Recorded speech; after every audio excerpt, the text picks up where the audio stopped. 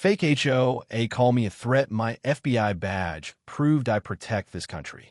What happens when a single lie can tear a community apart? In the quiet suburb of Willow Creek, I, Agent Sarah Coleman, thought I'd found a peaceful retreat from my high-stakes FBI work. My modest home, with its neat lawn and blooming roses, was my sanctuary. But Karen Whitaker, the self-appointed queen of the Willow Creek Homeowners Association, had other plans. One sunny afternoon, a venomous email landed in every neighbor's inbox, accusing me of being a dangerous threat to the community. My crime? Planting sunflowers that allegedly violated HOA rules. The email, dripping with Karen's signature sanctimonious tone, claimed my reckless behavior endangered property values and safety. My blood boiled. Me a threat?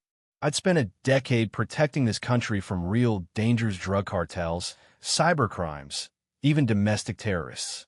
Yet here I was, labeled a villain over flowers. The truth began to unravel when I confronted the accusations head-on. Karen's email wasn't just about sunflowers. It was personal. I'd moved to Willow Creek 6 months earlier, keeping a low profile due to my covert assignments. Karen, however, thrived on control. She'd interrogated me at the first HOA meeting, demanding to know why I was so secretive about my job. I'd brushed it off, saying I worked in federal security, but her suspicion only grew. She'd been watching Mimi late-night returns, my unmarked SUV, my refusal to join her petty gossip circles. Her email twisted these into a narrative of menace, claiming I was hiding something sinister. Neighbors I'd barely met started avoiding me. My mailbox was stuffed with anonymous notes calling me shady. Even old Mrs. Jenkins, who'd once shared her peach cobbler recipe, crossed the street when she saw me. But I wasn't about to let Karen's lies take root. I dug into her history. Karen, it turned out, had a pattern. She'd bullied a previous neighbor, Mr. Patel, into selling his home after accusing him of unsanitary cooking smells. She'd find another for a mailbox that was 1 inch too tall. Her reign of petty tyranny was built on fear, not facts. Armed with this, I decided to fight back not with words, but with proof. The showdown came at the next HOA meeting, held in the community center packed with 50 tense neighbors. Karen stood at the podium, her voice shrill as she doubled down. "Sarah Coleman is a danger," she declared, waving a photo of my sunflowers as if they were contraband. "She's secretive, uncooperative, and her so-called job is a cover." Murmurs rippled through the crowd. I stood, heart pounding, and walked to the front. "Karen," I said, my voice steady, "you've spread lies about me. Let's set the record straight." I pulled my FBI badge from my pocket, holding it high. The room gasped. Karen's face froze, her mouth half open. "I'm Special Agent Sarah Coleman," I announced.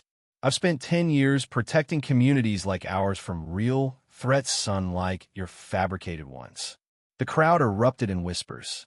Then came the twist. Mrs. Jenkins, the cobbler-loving neighbor, stood up. "I've got something to say," she quavered, holding up her phone. She played a recording Karen's voice, ranting to a friend about running Sarah out to keep control. The room turned on Karen. Neighbors shouted questions. "Why'd you lie? What else have you made up?" Karen stammered, her authority crumbling. Karen's collapse was swift and spectacular. The recording wasn't the only blow. I brought evidence. Emails from Karen pressuring neighbors to shun me, forged HOA violation notices, even a photo of her sneaking into my yard to uproot my sunflowers herself. The community garden, once her pride, became her crime scene.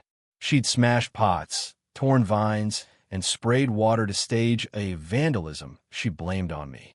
Neighbors who'd feared her now saw her for what she was, a petty tyrant wielding lies like weapons. One by one, they spoke up. Mr. Patel revealed how Karen's harassment had driven him out. A teenager admitted Karen had coerced her into spying on me. The HOA board, humiliated, voted to remove Karen as president that night. Her face, red with fury and shame, was a portrait of defeat as she stormed out, muttering excuses no one believed. The garden, a symbol of her destruction, was left in ruins, but not for long. In the weeks that followed, Willow Creek transformed.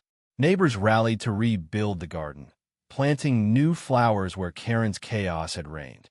I shared my story not just as an agent, but as someone who'd found a home worth fighting for.